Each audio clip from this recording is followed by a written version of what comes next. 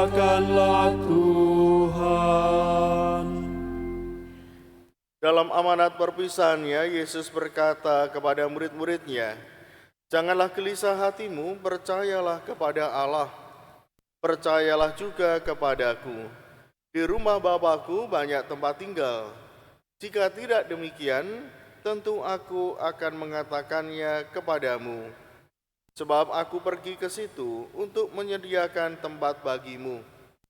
Apabila aku telah pergi ke situ dan telah menyediakan tempat bagimu, aku akan datang kembali dan membawa kamu ke tempatku, supaya di tempat aku berada, kamu pun berada.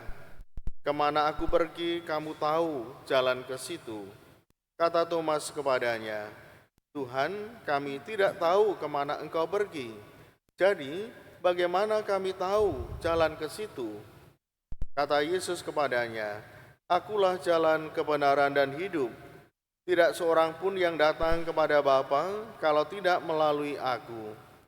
Sekiranya kamu mengenal aku, pasti kamu juga mengenal Bapa-Ku. Sekarang ini kami mengenal Dia, dan kamu telah melihat Dia."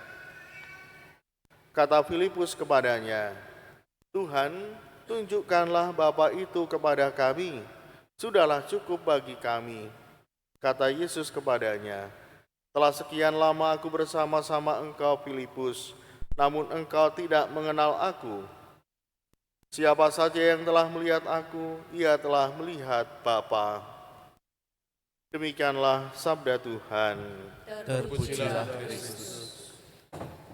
Ibu Bapa, saudara-saudari yang dikasihi Tuhan, semua orang karena cerita, pewartaan, dan lain sebagainya tahu bahwa hidup di dunia ini hanya sementara. Maka orang kita semua juga mengharapkan ada tempat lain yang lebih baik, lebih sempurna dibandingkan dunia ini. Baik dari segi apa saja, ya, semuanya lebih baik, lebih sempurna. Dan orang meyakini bahwa tempat itu adalah surga. Bapak, Ibu, saudara-saudari, semua agama juga bicara mengenai surga. Ada surga yang nanti kita tuju. Agama-agama juga menuntun orang menuju kepada surga. Namun, mungkin pemahaman tentang bagaimana orang ke sana itu berbeda-beda. Jalannya juga berbeda-beda.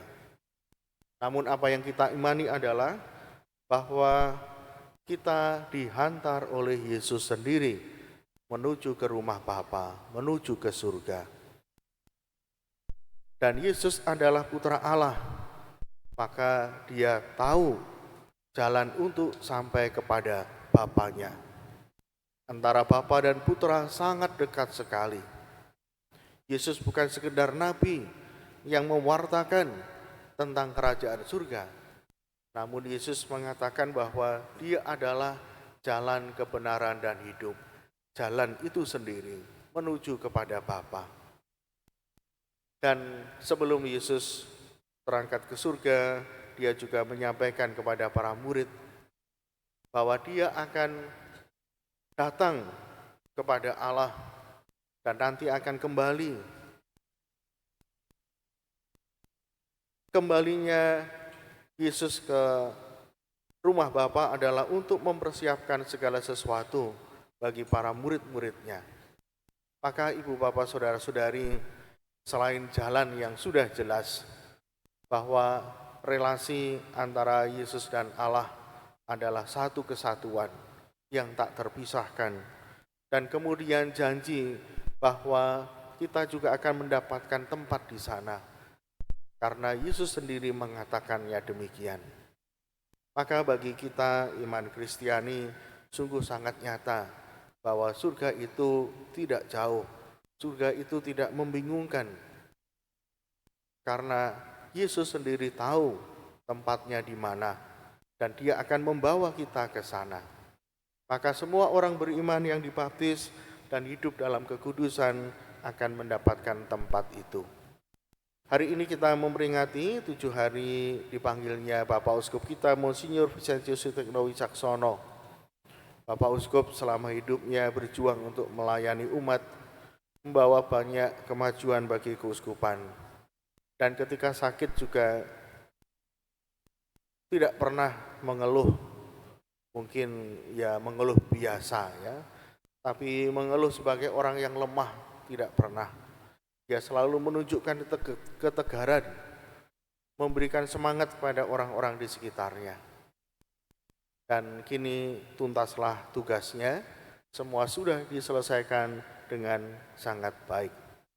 Maka kita juga yakin bahwa Bapak Uskup pulang ke rumah Bapak juga dalam keadaan sukacita, dipenuhi dengan hati yang damai.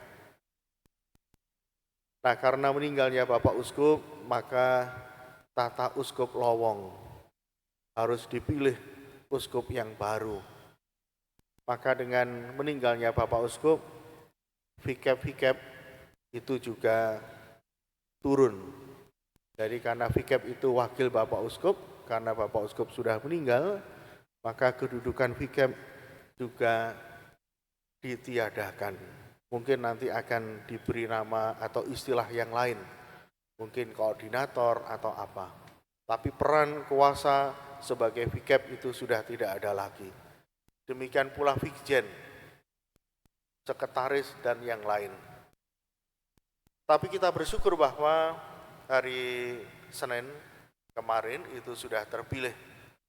Jadi administrator ini bertugas untuk melanjutkan tugas uskup, mengelola keuskupan. Tapi perannya tentu sangat berbeda dengan uskup. Dia bukan uskup. Tidak boleh membuat keputusan-keputusan yang sangat penting menentukan dalam gereja.